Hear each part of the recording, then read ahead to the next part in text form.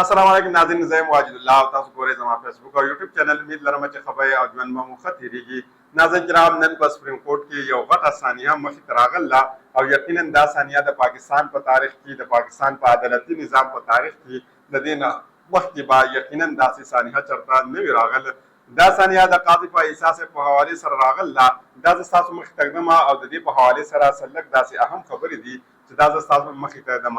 څو ورځې مخکې تاسو لیدلي وو چې د قاضي په احساس سره په اسلام آباد کې په فکرۍ کې څه قسمه الفاظ د هغه دپاره استعمال شوي یا د هغه سره په دغه فکرۍ کې څه شوي وو. یعنې د فکرۍ د دننې نه یو هلک هغې ته چې کومه کیمره نیول وه او کومه الفاظ هغه د قاضي په احساس صاحب دپاره استعمال کړي. یقینا ما نه په خپل ژوند کې د الفاظ چېرته استعمال کړي. انسانان خو لرې خبره ده چې موږ د ځناورو دپاره هم دغه الفاظ نه استعمالوو، ځکه چې دغه ډېر بدترین الفاظ دي. دغه موږ چېرته هېڅ چا دپاره استعمال کړي نه دي په خپل ژوند کې. خو د قاضي په احساس صاحب دپاره دغه الفاظ چې دي دا په پاکستان کې استعمال شو او د هغې چې کومه ده هغې د دې مخامختیا هم وکړه. د دې سره سره تاسو دا هم اورېدلي چې قاضي په احساس صاحب به ویلې چې دا پاکستان یو ګډر دی او د دې نه چې کله ته دا ډکم راچوت کړې نو هر طرف ته د دې نه بدبو راځي. او یقینا قاضي په احساس صاحب ته نن دا هر څه ښکاره شو. هغه ته د دې اندازه وه ځکه چې په فکرۍ کې هم د قاضي په احساس صاحب سره دغه کار وشو. نن په سپریم کورټ کې د قاضي په احساس صاحب سره په هغه ځای کې وشو چې په کومه کرسۍ باندې ده ته ډېر زیات تکبر و او هغه به ویلي چې زه بادشاه یم دلته، زه دلته دا د هر څه کولی شم. نن د هغه مخې ته په یو تور واسکټ کې یو تور وکیل، یعنې چې تور واسکټ یې اغوستی و او یو وکیل د هغه مخې ته ودرېږي او هغه دپاره چې کومه الفاظ استعمالوي دا ډېر زیاته افسوسناک خبره ده. راځو د قاضي په احساس صاحب عمر ته که موږ وګورو نو د دې عمر د 15 کالونه بره دی او عام طور باندې د پاکستان ایوریج عمر چې کومه دی دا د 40 نه واله تر 50 پورې یا د 50 نه واله تر 60 پورې دی. د 60 نه بره چې کوم کس ورسي دا ډېر معزز وي او ډېر د عزت وي. خو په پاکستان کې موږ یو دعا کوو او موږ ته دا دعا چې کومه ده د بچپن نه مور پلار ښودله وایي چې کله ته لاس شوتی او د الله نه دعا غواړې د الله نه دا دعا غواړه چې یا الله زما آخري خاتمه چې کومه ده دا ښه کړې او آخري خاتمه مې بهتره کړې. یقینا د قاضي په احساس صاحب دپاره نه دا دعا چا غوښتله او نن د قاضي په احساس صاحب د آخري خاتمه چې کومه ده دا دلته ډېره بده روانه ده. د هغې یو وجه خو دا ده چې د ده عمره د 65 کالو نه بره دی. یو خو د عمر په لحاظ سره د ده دا خاتمه چې کومه ده ډېره زیاته خرابه ده او بل که موږ وګورو د قاضي په احساس صاحب دا وخت صرف او صرف 23 یا 15 ورځې د ده پاتې دي. 15 ورځې بعد به د پاکستان د سپریم کورټ د چیف جسټس نه دی ریټایر شي. نو یقینا دلته دواړه ځایونو کې د ده د آخري خاتمه چې کومه ده دا د ډېره زیاته خرابه روانه ده او څرنګه هر څه چې د ده سره روان دي یقینا د دې نه مخکې د پاکستان په تاریخ کې په یو سپریم کورټ او په عدالت کې دا هر څه نه دي شوي. دویمه خبره ده د ده د واقعګانو نه چې کومه ده د دې اثر په عامو ماشومانو باندې هم پرېوځي. ځکه چې ماشوم ویني چې یو د چیف جسټس صاحب دومره په مشکله باندې دغه ځای ته راسي او د هغه سره دا کار کېږي نو یقینا دا خو بیدار کار هر یو کس سره ته کولی شي. یعنې په یونیورسټۍ کې ته په خپل استاد پسې هم راپاڅېدلی شي او تا هلته ویلی شي چې یاره ته خو هېڅ هم نه یې، ته خو هېڅ سړی هم نه یې. یعنې که یو ماشوم ته نمبرې کم میلاو شي نو هغه دا شی په د هغه په ذهن باندې دا اثر کوي. نو هغه ماشوم هلته خپل پرنسپل ته هم پاڅېدلی شي، خپل استاد پسې هم پاڅېدلی شي، په خپل ریکټر ته هم تللی شي او هغه ته هم دا ویلی شي. ځکه چې یو چیف جسټس مخې ته د هغه وکیل داسې الفاظ د هغه لپاره استعمالولی شي او داسې کار کولی شي نو یقینا دا یو عام ماشوم کولی شي. د قیامت په ورځ به الله پاک د قاضي په احساس صاحب نه دا هم تپوس کوي چې آیا تا د یو معمولي کار دپاره تا یو معاشره دومره تباه کړه، یو معاشره کې تا حالات د دې ځای ته راورسول. دا خو د قاضي په احساس صاحب سره دغه هر څه وشو. د هغې نه بعد چې قاضي په احساس صاحب د اثر په پوره دنیا باندې بردي وي ځکه چې دا صرف او صرف په پاکستان کې نه کتلی کېږي بلکې انټرنیشنلي طور باندې دا خبرونه پوره دنیا ته رسي. ځکه چې دا ځل اوس په دې وخت کې دا دنیا چې کومه دا یو ګلوبل ویلج جوړ شوی دی. اوس راځو د دې واقعه تر ته چې دا واقعه څرنګه پیښه شوه او د دې اصل کې بیکګراونډ څه دی. برسټر زبر صاحب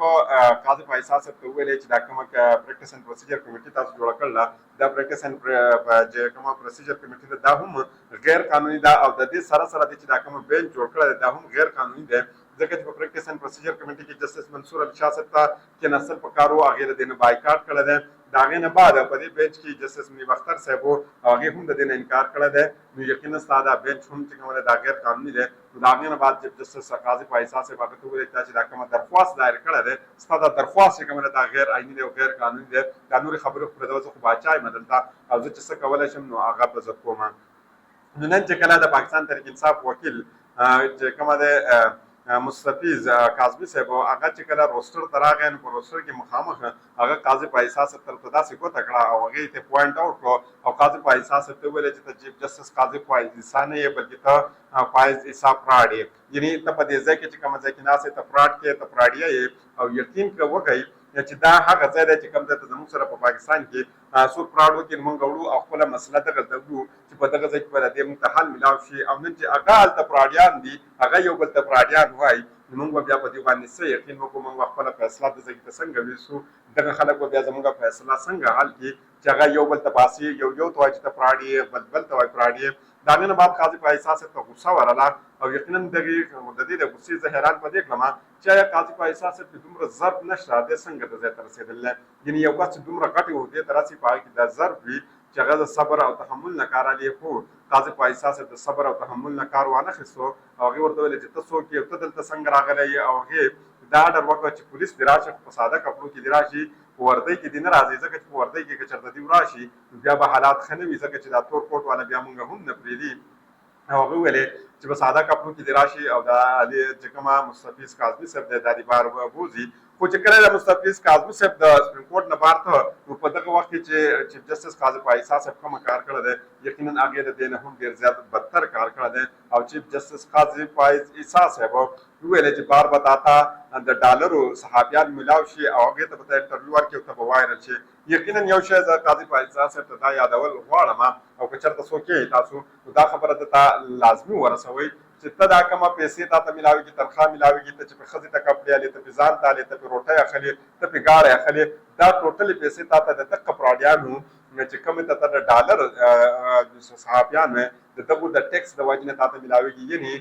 یو صحافي دی نو هغه ستا نه تنخوا نه غواړي هغه د ملک نه تنخوا نه غواړي بلکې هغه د یوټیوب په ذریعې باندې د خپل کاروبار نه پیسې ګټي او د هغې نه ټیکس درکوي او د هغې نه تا ته تنخوا میلاوېږي که چېرته دا عوام خلک دا ټیکس پرېږدي او دا ټیکس ورنه کړي نو سبا به ته د لوږې مړ شې ستاسو خو د دې نه علاوه بیا بله ذریعه نشته ته خو د دغې ذریعې نه چې کومه دا خلک حکومت ته روپۍ ورکوي او د حکومت ته د ټیکس نه بعد چې کومه دی هغه تنخوا تا ته میلاوېږي یقینا قاضي فایصل صاحب د الفاظ چې کوم دي دا هم ډېر زیات غیر مناسب وو او بیا بالخصوصا د صحافیانو دپاره داسې الفاظ استعمالول دا ډېر زیاته حیرانکن خبره ده په دې وخت کې بیا د هغې نه پاس چې کله وکیل صاحب قاضي فایصل صاحب ته وویلې چې اوس خو تا زما څه دا هر څه کار وکړه زه خو به په دې ساده کپړو د پولیس به ما بار ته ویسي خو بار به ګورو ته راشه بار چې زه ستا سره سال کومه ځکه چې زما څه بار 500 وکیلان نور ولاړ دي او ستا به مونږ داسې فورکس وواسو چې ته به یاد وساتې یقینا بار چې بیا راغلی نو څه وشو بار د قاضي فایصل صاحب پتله چې کومه ده هغه یې سوځوله او هغې د پتلې ته او د هغې د پتلون ته خلکو په داسې حالات باندې دا چوکې نیول وې چې د هغې بهترین او داسې لتې ورته نیول وې چې د هغې نه بهترینه خپله غوسه چې کومه ده په دغې باندې سړه کړله د هغې نه بعد چې کومه سینیر صحافیان دي چې هغې دا کوټ رپورټ کوي د هغې په حوالې سره زه ستاسو مخې ته ږدمه چې هغې څه لیکل دي او هغې څه تاثرات دي د دې په حوالې سره یقینا دا بینچ چې کومه جوړ کړی شوی دی دا بینچ خو غیر قانوني و او بیا د قاضي فایصل صاحب سره چې څه وشو زه د دې بالکل په حق کې نه یم دا خو لا په یو غټه عهده باندې یو غټ انسان موجود دی زه په دې خبره کې هم په حق کې نه یم چې یو عام کس دپاره داسې الفاظ استعمال شي یو عام یو غریب کس ولې نه وي یو کس کوړه ولې نه چوتی چې ګرځي په روډونو کې د هغې لپاره هم داسې الفاظ استعمالولو زه مذمت کوم او زه د هغې 100% خلاف یم دا کومه واقعه چې راغله د دې زه 100% خلاف یم ځکه چې زموږ په ملک کې داسې واقعات چې کوم دی دا کول نه دي پکار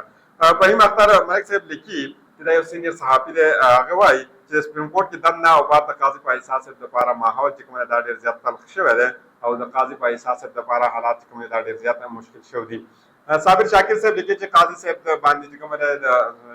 بوټانو چې کومه دی پرمار شروع دی او د هغه پتلون ته چې کومه دی د هغې پتلې ته چې کومه دی هم اور لګولی شوی دی ایډوکیټ عبدالغفار صاحب لیکي چې چیف جسټس قاضي فایصل صاحب په سربراهۍ کې چې سپریم کورټ 15 رکني کومه بینچ جوړ کړی و د عمران خان صاحب وکیل برسر علي ظفر صاحب د بینچ په تشکیل باندې اعتراض صورت کړی او هغې یو درخواست دایر کړی و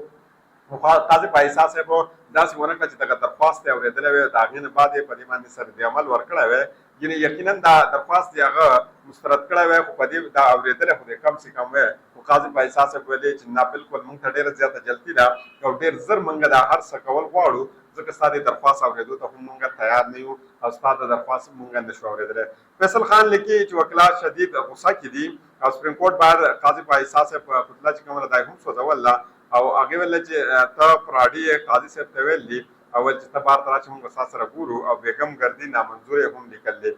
اظهرخان اسدزی لیکي چې د یوه نیمې ورځې نه تقریبا دا سماعت روان دي. برسر ظفر یو هم پوینټ په دې کې چوت کړی دی چې د نظرثانې دا درخواست چې کومه ده د تاخیر سره دایر کړی شوی دی. د هغې نه بعد د قاضي فایزه صاحب سره چې څومره نور ججان دي د هغې کې د هېچ چا سره جواب نه و او قاضي فایزه صاحب هم لا جواب شوی دی. د هغې نه بعد هغې وویلې چې کله برسر علي ظفر صاحب ډېر زیات تنګ شو نو هغې ورته وویلې چې تاسو دوه کاره وکړئ، یا خو ما پرېږدئ چې زه تاسو ته دلایل درکړم یا ما ته اجازت راکړئ چې زه دا روسټر پرېږدم او د روسټر نه چېرته لاړ شم کور ته لاړ شم. د پي ټي آی سره تعلق